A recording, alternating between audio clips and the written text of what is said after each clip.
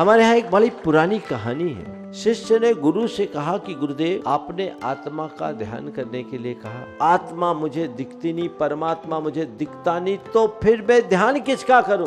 गुरु बहुत पहुंचे हुए थे। उन्होंने कहा तुझे परमात्मा नहीं दिखता, कोई बात नहीं, भैंसे को देखा है? बोले देखा है। बोले जा गुफा के भीतर 3 दिन तक, रोज 3 दिन तक लगातार महिषो हम का ध्यान कर। महिष बोलते हैं भैंस को संस्कृत में। मैं महिषा हूँ यानी भैंस हूँ, मैं भैंसा हूँ का ध्यान कर।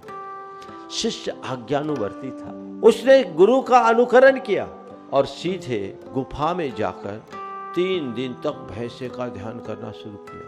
जब 3 दिन पूरा हुआ, गुरु ने कहा हो गया ध्यान, चल बाहर निकल। शिष्य ने अंदर से कहा गुरुदेव बाहर कैसे निकलूं, गुफा का द्वार छोटा और सींगे बड़ी है। गुरु ने कहा ना कोई सींग है ना कोई भैंस है, तू इंसान है, चल बाहर आ। तब उसे समझ में आया। जैसे ही आया गुरु के चरणों में गिरा, गुरु ने उससे कहा देख, जब भैंसे का ध्यान करके तू भैंसा बन सकता है तो परमात्मा का ध्यान करके परमात्मा क्यों नहीं बन सकता। तब से हमारे यहाँ एक बीज मंत्र चला, और वो बीज मंत्र क्या? सोहम।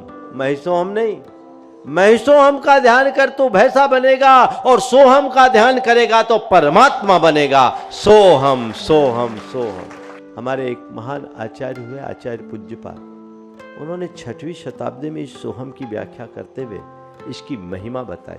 मैं शुद्ध परमात्मा हूं, मेरे भीतर विराजमान जो ज्ञानमय, चैतन्यमय, आनंदमय परमात्मा है वह मैं हूं। इस प्रकार के संस्कार जिसने प्राप्त किए और रात दिन जो उसकी भावना में लीन है, वो उसमें दृढ़ रहने से परमात्मा को प्राप्त कर लेता है। तो भावना योग से परमात्मा पने को प्राप्त किया जा सकता है।